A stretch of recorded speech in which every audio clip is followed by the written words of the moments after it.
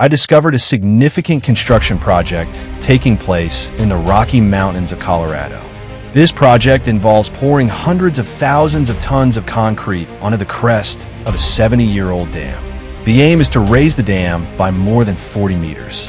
It is situated in a narrow canyon, at an elevation of nearly 2,400 meters above sea level. The undertaking is both ambitious and controversial in nature. I spent 20 long years battling legal issues and investing hundreds of millions of dollars just to get permission for the initial concrete pour. I am diving into the Gross Reservoir Expansion Project, which stands out as one of the most challenging construction endeavors in the Rocky Mountains. The project symbolizes a significant gamble that reflects the complexities involved in large-scale construction. I aim to highlight the intense efforts and stakes that accompany.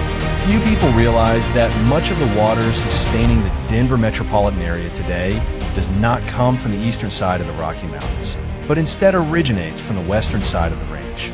For decades, Denver Water's Trans-Mountain Tunnel system has continuously transferred water across the Continental Divide, delivering it to reservoirs located much closer to population centers. Within this network, Gross Reservoir serves as a central regulating storage facility, capturing water during the spring snowmelt season. This captured water is then redistributed throughout the long dry months across Colorado's Front Range region. The system plays a crucial role in sustaining the water supply for the rapidly expanding city of Denver. Since the existing dam was built in the 1950s, water demand in the Denver metropolitan area has increased significantly, while the reservoir storage capacity has remained the same. Instead of constructing a new reservoir, I chose to raise the height of the existing dam by 40 meters, making Gross Reservoir a vital water storage facility for the region. This required a complete redesign of the dam's load-bearing mechanism, transitioning it from a gravity dam to a thick arch dam that redirects water loads into the canyon walls. To accommodate these changes, my team had to stabilize the dam's shoulders, which involved clearing vegetation and a large-scale drilling and blasting program to remove unstable rock masses. Ultimately, we excavated about 250,000 cubic yards of rock to reach bedrock strong enough to support the new dam structure, illustrating the depth and complexity of the foundation preparation work. I planned for about 15,000 cubic yards of replacement foundation concrete to be mixed directly on-site for strict quality control at the left abutment. Engineering crews installed a dense network of rock bolts and rock anchors at the right abutment to stabilize the rock mass above the future foundation zone. The reinforcement process transformed the two canyon walls from natural terrain into integral structural components of the new load-bearing system. Only after fully stabilizing both abutments and completing foundation treatments could the project move to the next stage. The existing dam's contact surface had to be carefully treated to ensure that the new roller-compacted concrete would work with the original dam as a unified structural system. To ensure that the interface between the two structures was free from weakened concrete layers, microcracks, or weathered zones, I started by removing the deteriorated surface layer using mechanical cutting equipment, which exposed dense structural concrete to a depth of about 23 centimeters. Following this, I employed hydrodemolition technology across approximately 18,500 square meters of the dam surface. Robotic systems sprayed high-pressure water jets to precisely remove about 7.6 centimeters of the outer concrete layer, without damaging the structural core beneath. This method resulted in a micro-roughened surface that created ideal conditions for strong mechanical bonding between the existing dam and the new RCC layers. After completing surface preparation, I integrated the interface zone between the two structural bodies into the dam's overall reinforcement system through grouting operations and foundation preparation along the crest of the existing dam. I extended additional drilling into the canyon bedrock behind the interface zone to reduce seepage and improve load transfer from the new dam section into the natural foundation. The structural interface I worked on ultimately plays a decisive role in transferring shear forces between the original dam body and the newly constructed RCC extension.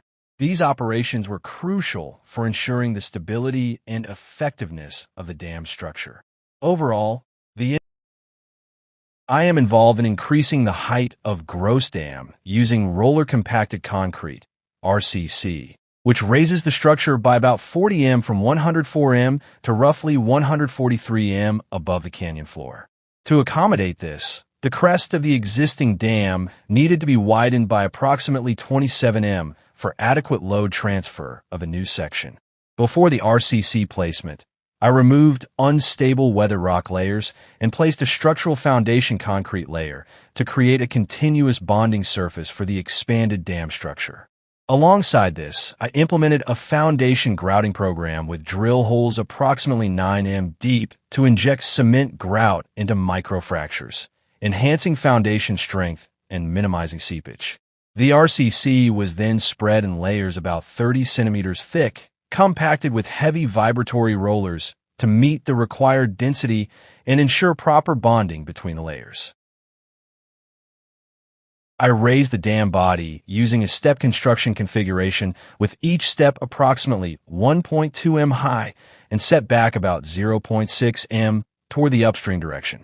A total of 118 RCC steps will form the new raised section of the dam, extending nearly 600 m when completed, while the available working width at the top narrows gradually.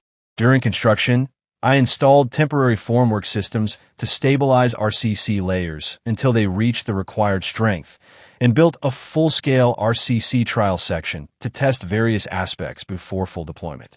By early September 2025, I had raised the dam by approximately 18 m, with about 22 m remaining to reach its final design elevation. As I continue to raise the central portion of the dam in stepped RCC lifts, the structure is transitioning from a curved gravity dam to a thick arch-type system, preparing for a decisive phase in the gross reservoir expansion. The RCC structure transitioned from merely extending the foundation of the old dam to forming the new crest of the reservoir system. I continuously adjusted the conveyor system for transporting RCC to ensure steady material delivery during each stage of the dam raising.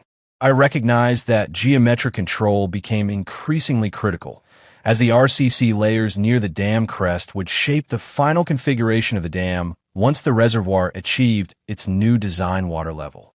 The final phase of raising the dam involved constructing a new spillway system, with walls standing 5.5 meters high. These spillway walls were built using high-strength conventional concrete to effectively guide and dissipate the energy of water flow at maximum operating levels of the reservoir. Once the structure reached approximately 143 meters in elevation, the RCC dam body enhanced the reservoir's storage capacity and transformed its operating mechanism to improve water load transfer into canyon abutments. As a construction site near completion of 2/3 of its total volume, a legal challenge emerged against the $537 million project. The lawsuit, initiated in 2018 by environmental organizations, contested the permit granted by the United States Army Corps of Engineers for Denver Water's expansion plan. This project aimed to nearly triple the gross reservoir storage capacity, significantly impacting water distribution in a drought-stricken Colorado River basin. Despite the ongoing lawsuit, I proceeded with construction in 2022, but a recent federal ruling mandated a temporary pause to re-evaluate the original permitting process. Although the new RCC dam body is nearing technical completion, the expanded reservoir's future operation hinges on the federal court's final decision. If that decision is not overturned, the entire project could fail, leaving a $500 million structure in the Rocky Mountains as an unfinished monument. Despite its solid and precise engineering, the dam could be permanently restricted from holding water. To ensure smooth operation at 2,400 meters elevation, the construction site was turned into a self-contained industrial production system. RCC was mixed at a central batching plant and transported through a conveyor system to be placed directly on the dam surface. At this stage, I loaded the RCC into intermediate transport vehicles that moved laterally across the dam crest before discharging the material in front of the bulldozers. The bulldozers then spread each new RCC layer to a thickness of about 30 centimeters, while specialized rollers followed to compact the concrete in 2 stages. The central batching plant at the top of the structure served as the material heart, where RCC was produced using on-site aggregates and a controlled mix design that included chilled rock to manage temperature and improve strength. Despite ongoing legal challenges, I witnessed the gross reservoir rise in the Rocky Mountains, symbolizing modern construction engineering after significant investment and planning. However, this monumental project also highlights the harsh realities faced in addressing regional water infrastructure weaknesses. I explore whether human engineering can truly exceed the limits set by nature. If the ban on filling the reservoir remains permanent, this megastructure might serve as a stark reminder of how environmental pressures can overpower infrastructure planning. I appreciate your joining me on this journey through one of the most intense construction sites in contemporary America. I encourage you to like and subscribe so you can stay updated on the world's most extraordinary engineering megaprojects. I look forward to seeing you in the next episode.